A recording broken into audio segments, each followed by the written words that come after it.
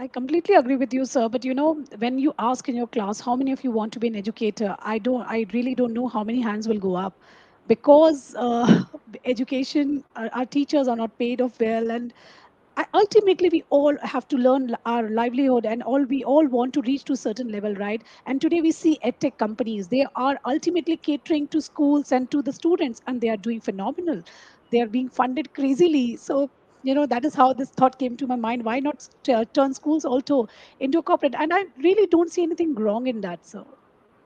Yes, I fully agree with you, Seemaji, word to word, that schools could be turned into a corporate entity, into a business hub. And moment we are asking in the class how many of you want to become teachers, majority of the hands are going up. But when they come to know about the pay scales, they get demotivated and they don't get.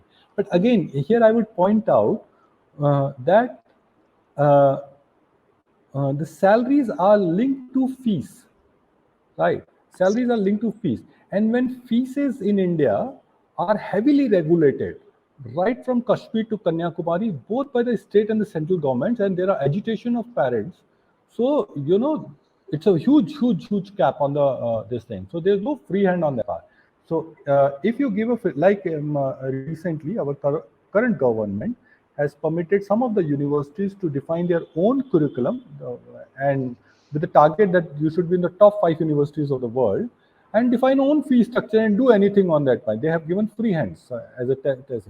If the same modus operandi could be adopted in the schools, you could have one of the best of the schools, or corporate, and we can pay very good salaries as at par. So if I have to start school 10,000, 20,000 years back, I used to go to the king. King used to give me the land, and I used to build that like Chanakya did it on the outskirts of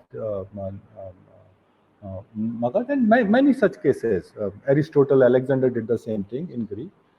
Today, my king is not giving me any money or land. So the point is, how do I get that funding?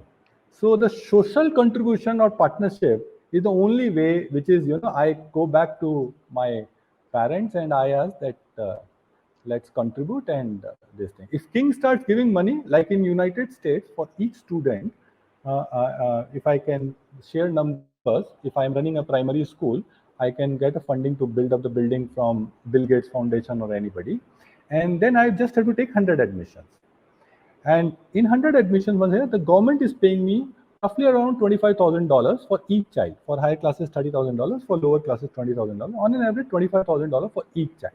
So I send an Excel file to the government transfer that money to me, and using that money, I transfer salaries and expenses, and I show to government that this is how I spend it. $25,000 is approximately 22, 23 lakh rupees.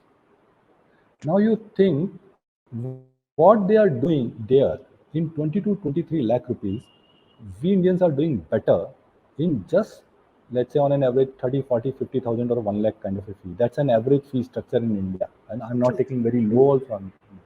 Yeah. We are delivering far much better students in this thing.